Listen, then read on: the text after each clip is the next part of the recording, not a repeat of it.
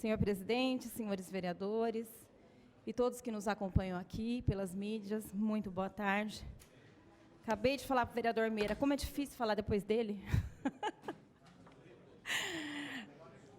É um prazer falar depois de Vossa Excelência, vereador Meira, porque, olha, a gente chega com um repertório aqui mais ampliado. Presidente, difícil. São muitos os assuntos que acabam se acumulando para que a gente aborde aqui nos nossos 10 minutos. Mas, como não poderia deixar de ser, mais uma vez, nós temos que iniciar a nossa fala falando sobre o empréstimo que o prefeito pretende fazer de 50 milhões, que não é 50, né? A gente está falando de 80 milhões divididos aí nos próximos 8 anos que não é dessa gestão, é de próximos governos. E ali, presidente, seguindo o que Vossa Excelência expôs a semana passada aos empresários que estiveram aqui, eu gostaria de, mais uma vez, reforçar o que já falei, né? Primeiro, que nós não temos condições financeiras e orçamentárias para arcar com este empréstimo, né? Se nós tivéssemos os projetos, como o prefeito disse no jornal, que existem projetos, esses projetos deveriam ter sido apresentados a nós, vereadores, que estamos aqui à disposição para irmos buscar recursos. Se não nos foram apresentados, é porque eles não existem.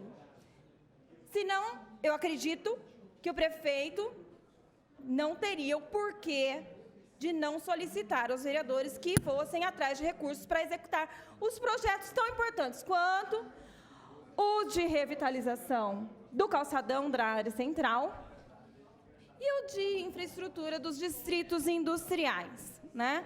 Já que recap e asfalto, nós corremos bem atrás mesmo, a todo momento, para que a gente tenha aí os recursos à disposição no município.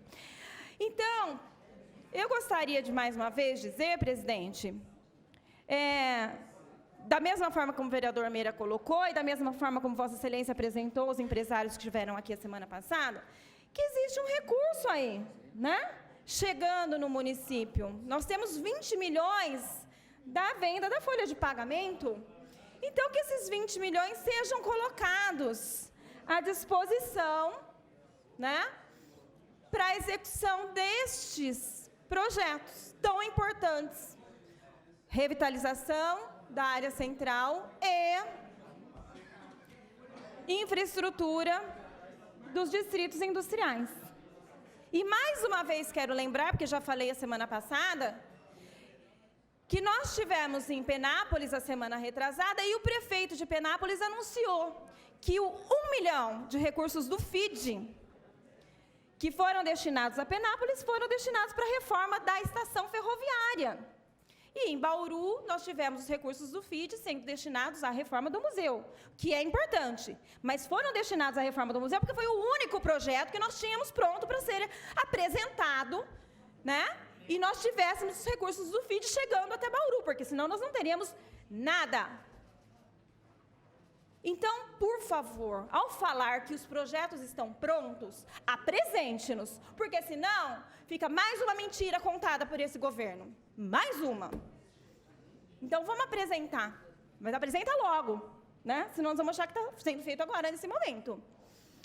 Outra coisa que eu gostaria de falar, presidente, sobre os 20 milhões da folha, o prefeito não fala dos 20 milhões da folha sendo colocados para a execução desses projetos, porque esses recursos da folha vão salvar o 13º salário dos servidores dessa cidade. O que os próximos prefeitos talvez não tenham essa salvação, e talvez nós tenhamos os servidores sem o pagamento dos salários, porque tem alguém aqui querendo emprestar 50 milhões que vão virar 80 milhões e que não vai ter recursos para serem depois honrados no pagamento. Então, nós estamos falando de uma coisa muito séria, e na hora de sensibilizar empresário, é muito fácil, porque o apelo é muito grande. E sensibilizar vereador também. Como o vereador Meira falou aqui, todos nós temos demandas. Todos nós. É fácil nos sensibilizar nesse sentido. Só que é preciso muita responsabilidade na hora de assumir compromissos para o futuro. Nós já passamos anos sem receber recursos do Fundo de Participação dos Municípios e nós lembramos muito bem o quão difícil foi esse período. Eu gostaria, presidente, ainda, ao falar aqui sobre as conquistas recentes, em termos de voos para Bauru, parabenizar o vereador Manelo Zilla, que nós sabemos do trabalho dele, nós acompanhamos, todos os passos que foram dados nesse sentido, mas eu não posso deixar de fazer uma colocação de que, na verdade, a conquista está diretamente relacionada com a redução do imposto sobre combustível de aviação de 25% para 12%, que foi anunciado pelo governador João Dória em 5 de fevereiro desse ano. Então, essa redução é a que garantiu um maior número de voos, são 70 novos voos, sendo para 6 cidades paulistas que não eram atendidos por voos comerciais, 490 novas partidas semanais, e que uma colocação que foi feita, apesar da redução significativa, a diminuição de tarifas nas passagens aéreas não é uma contrapartida prevista. Foi colocado que, ao se reduzir os impostos, estariam sendo estimulados as companhias a estudarem tarifas mais acessíveis. Então, nós não temos o anúncio do valor das tarifas ainda.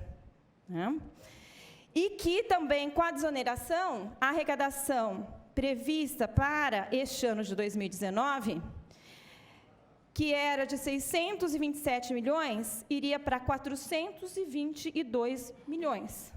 Então, há uma queda na arrecadação. E que essa compensação estaria ligada à geração de empregos, estimada em 59 mil, os novos voos e o turismo de lazer dos passageiros em conexão.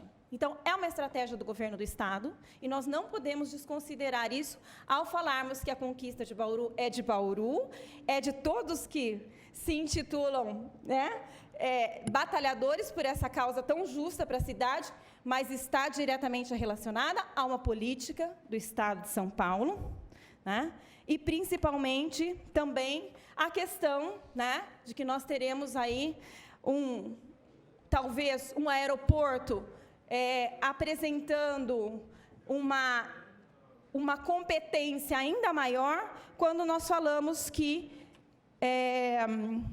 dos 25 aeroportos do Estado de São Paulo, todos serão privatizados, 5 deles já anunciados. Então, é importante nós fazermos essa colocação.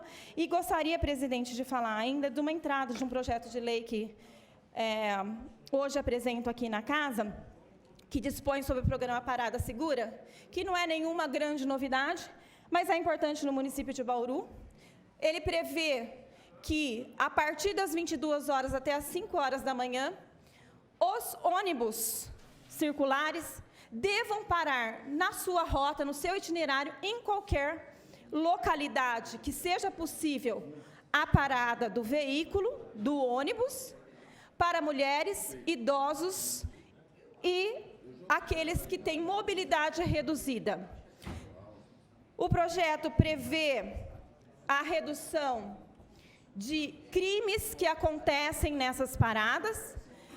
Foi pensado inicialmente em atender uma demanda das mulheres e depois nós entendemos que deveria ser estendido aos idosos também e pessoas com mobilidade reduzida, pensando no grande número de universitárias que nós temos em Bauru, principalmente, e também as pessoas que trabalham na cidade e que fazem uma jornada neste horário, que é um horário onde acontece o maior número de crimes. Então, nós temos alguns números aqui, que é importante que nós apresentemos.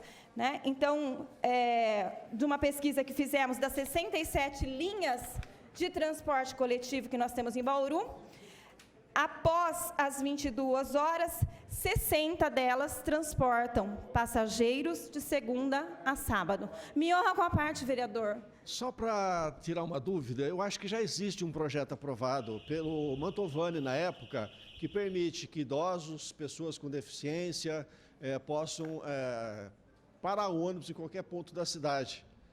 Eu tenho aqui em mãos o projeto, chama Parada Legal, e não tem nenhuma ligação com o projeto de lei que eu apresento. Está aqui, eu passo para Vossa Excelência apreciar. Obrigada, presidente.